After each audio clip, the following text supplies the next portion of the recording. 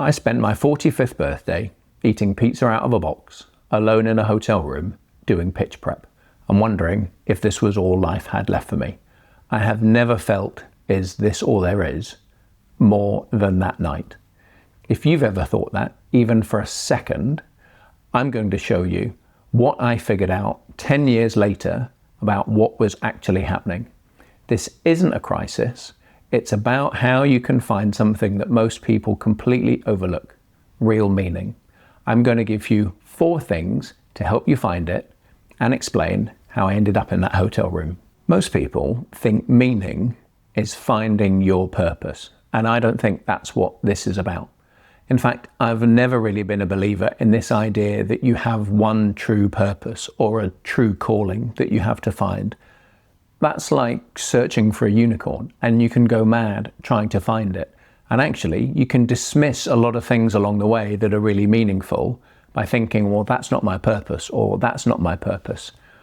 And let's say you stumble across something and you think, this is it, this is my thing. And then something else comes along that you think might be a bit better. How can you ever compare them? You can't run a control experiment. So how will you know what your one true thing is? I don't think you can. I think of purpose as being like where you're headed in your life. Do you have a sense of direction? And it doesn't have to be a precise destination, but you need to know where you're heading, a bit like a compass bearing.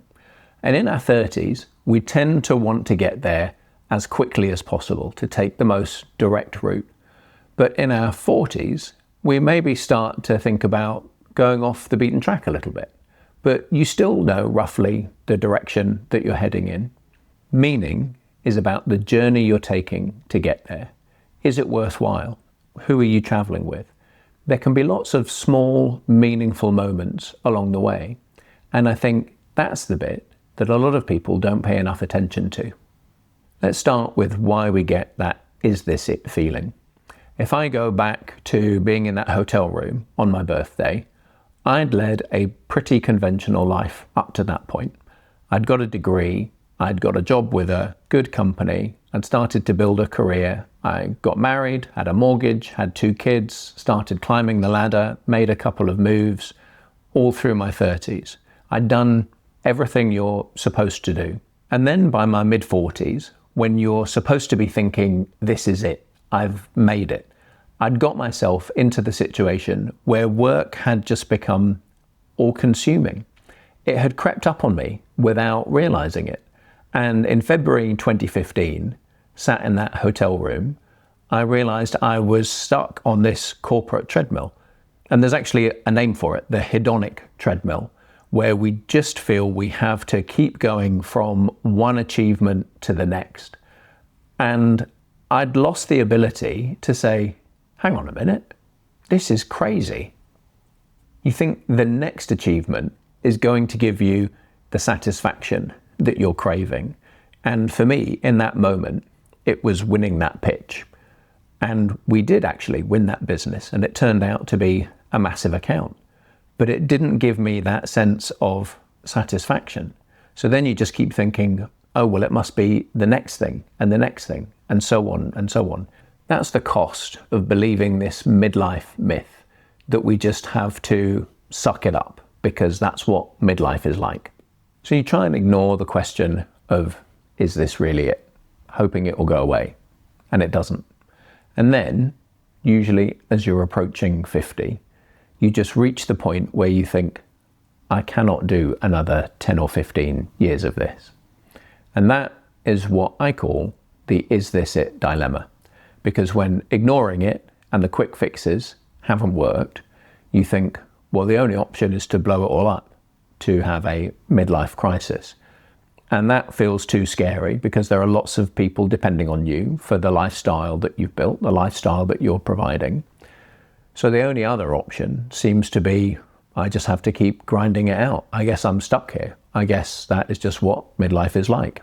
You need to do something different, and you need to figure out what's going on. So what actually is going on?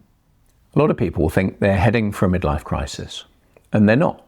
This is a perfectly natural transition. It's like adolescence, going from childhood to adulthood. You're transitioning from the first half of your adult life to the second half.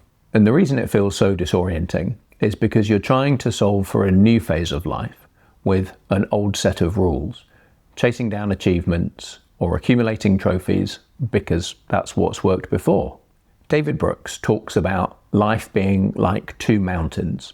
And the first mountain is all about self. It's about achievement and status and accumulating things to show for it. The second mountain is all about service.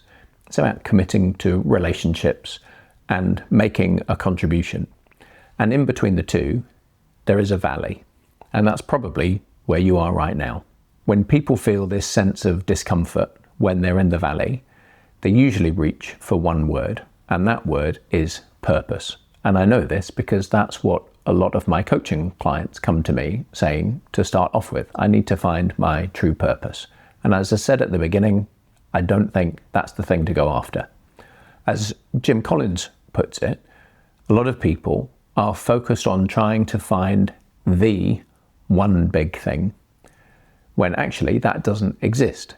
Instead, what they should be looking for is a one big thing, something that is interesting and engaging enough to focus on for now, and the rest you can figure out as you go. Here's what I ask to start the process off. What are some of the moments in your life when you have felt most alive, fully yourself? And the interesting thing is no one ever says getting the job, getting the promotion, buying the car. It's almost always to do with being connected to other people or places. If I think about some of those things for me, it's things like moving to America when I was 29. It's singing a holiday song at the top of our voices in a convertible under a sky full of stars with my wife and kids. It's being with good friends and peals of laughter when someone says something daft round the dinner table. The meaningful moments are almost all when we're with the people that matter to us most, or when we're in nature, or when we're experiencing something that is awe-inspiring, like a view that stops you in your tracks, or seeing your favorite band live play your favorite song. These are the moments when you pause and think, wow, I get to be here experiencing this right now. And what do we usually do in those moments? We take out our phones and we take a picture. Arthur Brooks, who I don't think is related to David Brooks, but he writes about similar things, has a great take on this. He says, why are you looking for 2D meaning in a 3D life?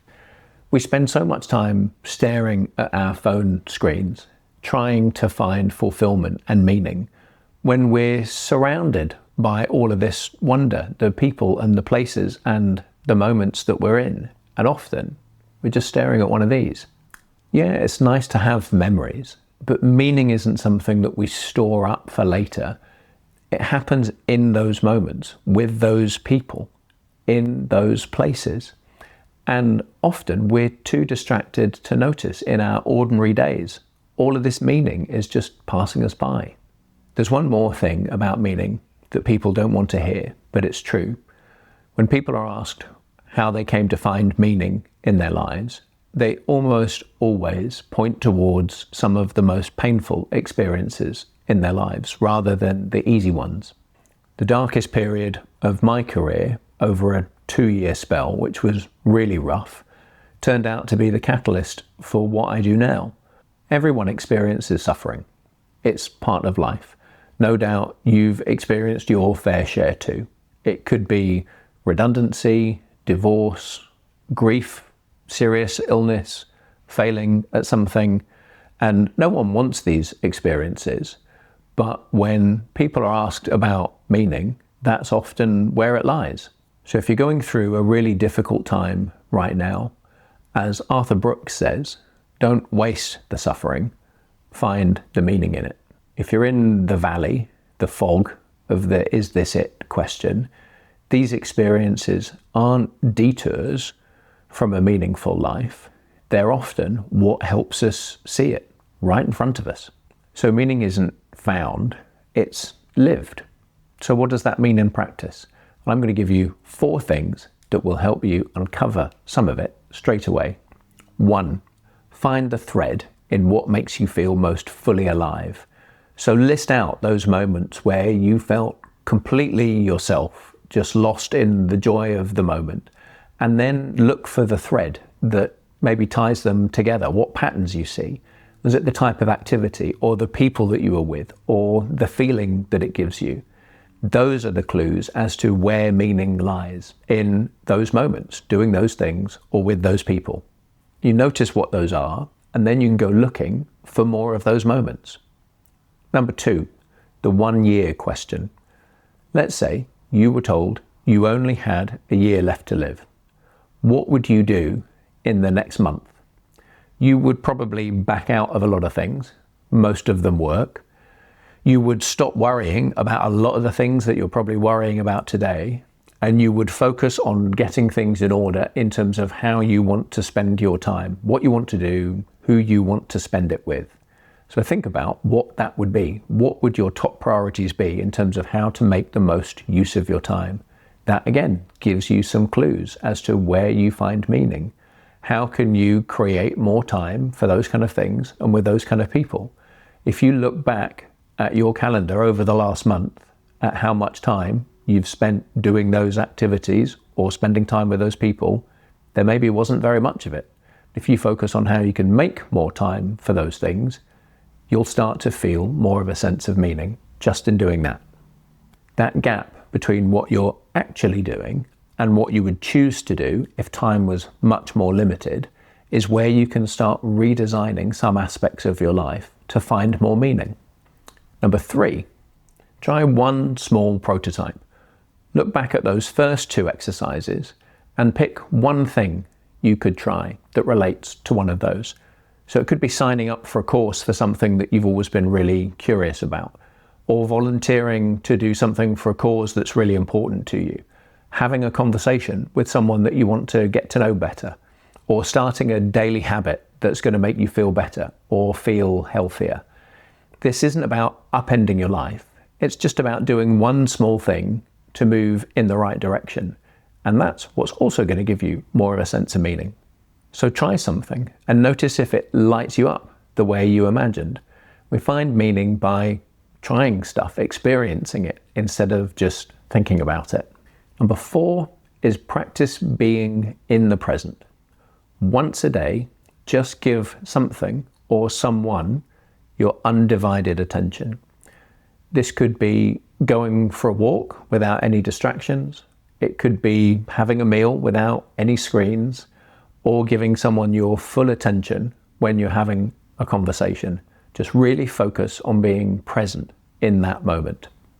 You'll start to notice how rare that is, but importantly, how it makes you feel, and it may well be something you want to do more of. The answer to the "is this it" question doesn't have to be yes, afraid so. It can be no, not at all. You're not having a midlife crisis. Your life just has a design problem, and design problems can be solved. This is exactly what I do. It's using design thinking principles to solve the "is this it" dilemma. I've created a tool to help you get a clear picture of where you are now. It'll show you what's working, what's not working, and what you can do next. It's called the Midlife Fulfillment Snapshot. It's 15 questions, takes about 2 minutes, completely free. Link to that is in the description. If this resonated with you, subscribe for more. I'm building something here for people who refuse to accept that midlife is about staying stuck where you are. If you want to learn more right now, click this video and I'll see you in the next one.